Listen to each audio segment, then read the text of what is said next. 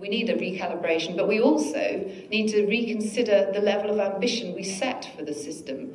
The 1.74% per annum is not ambitious. It's a very, very shallow trajectory. And as Jos has pointed out, it takes us to just 70% by 2050. Now, when you consider that this is a scheme that covers the power sector, and most analysts will tell you that in order to get to a low-carbon economy, you need to get to 100% reduction in the power sector quickly. We're not asking enough of this sector. So the 1.74 also must be reviewed. So we're in favour of not an or, but an and between the options on the table. There are other options, and amongst those are the introduction of reserve prices on the auctions that effectively choke off demand if choke off supply if the demand is too low.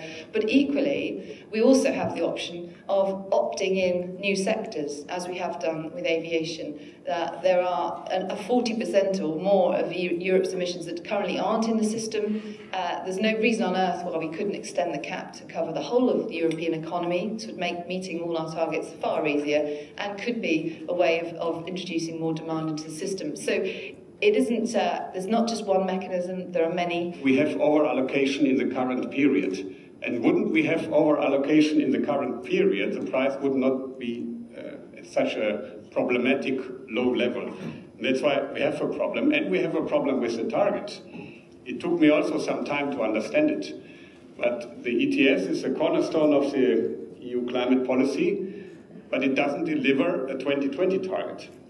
Because when you save CO2 in 2009, you can use the allowances that you have saved in 2009 until 2020. So we may end up in a situation where in 2020 we achieve a target of -17 and not of -20. We shouldn't discuss 25 or 30%, but when we go to the negotiation after Durban and say, yes, China, US, you need to deliver, the first question will be, you didn't deliver at all. So when we just leave it as it is, we will end up with not achieving our EU target.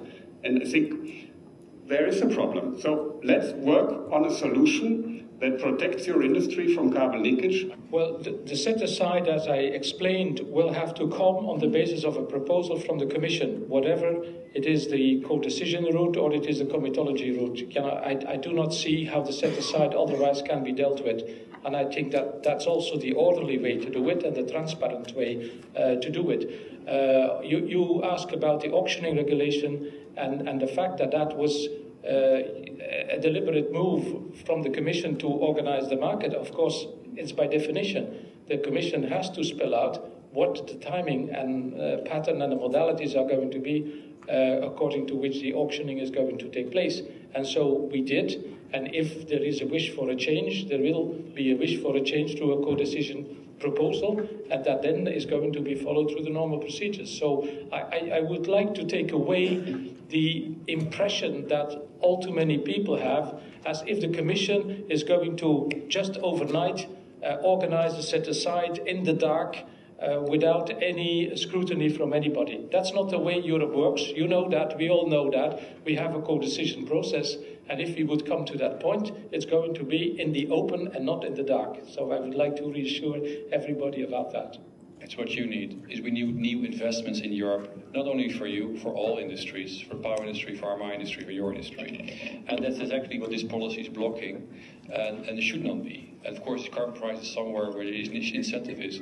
But if your customers will invest more, or will invest in Europe instead of outside Europe, because you're not an island, then you will get more clients. But since the question is we're treating this as an island and not as a global level playing field, your customers in my industries will try and see they invest outside Europe and import that to the import market, and you have all the import emissions. So that is a complete mystery to me, your position. So what we need is new investments in the industry for everybody.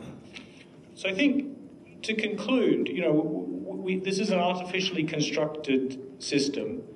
It's the system that we collectively created, and the one that we collectively created to drive us to the lowest cost outcome to the emissions challenge that we have, but also to drive the technology changes that we know are needed. And so I think, although a wide variety of opinions were expressed, it's also clear that we need to restore the ambition to this system. And I think we heard that articulated very well from a number of the speakers today. We have to do that very carefully, and we have to do it with thought, but there is precedence for doing this, and there's precedence not only in the ETS itself, but in the academic literature that supports it. Without this, we have a panoply of alternative policies, and this is going to get worse and worse.